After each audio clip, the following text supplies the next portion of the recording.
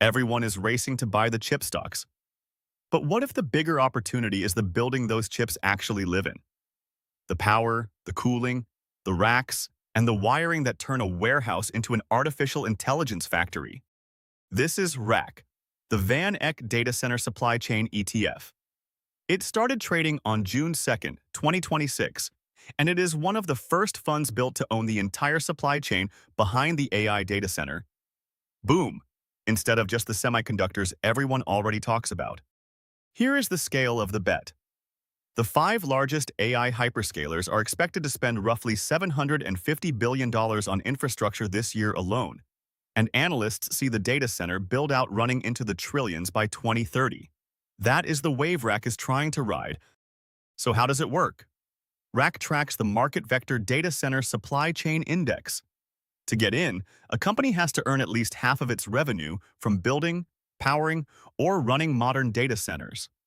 That pulls in five very different groups: the chip and memory makers, the companies that generate electricity, the firms that build cooling systems, the makers of the physical server racks, and the networking hardware that ties it all together.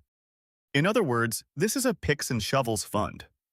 Instead of guessing which AI model wins, you are betting that all of them need somewhere to live, and somebody has to run the power and keep the servers from melting. Now here is what the marketing will not lead with. RAC started trading less than a week ago.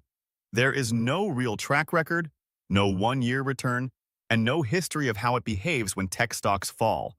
You are buying an idea, not a proven fund. And the expense ratio is half of 1%.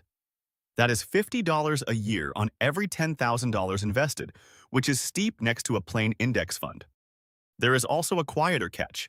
If you already own a technology fund, a semiconductor fund, or even just an S&P 500 index fund, you probably already own many of these same companies.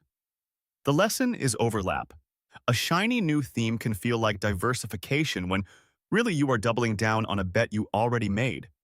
On performance, the honest answer is that it is too early to judge.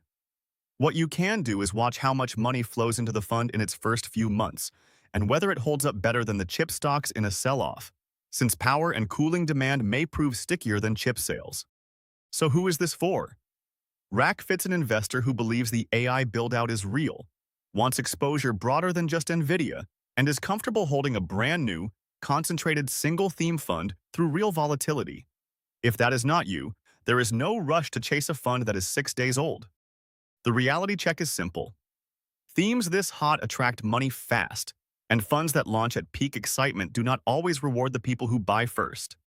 If this helped, hit like and subscribe, because I break down one new ticker like this every few days.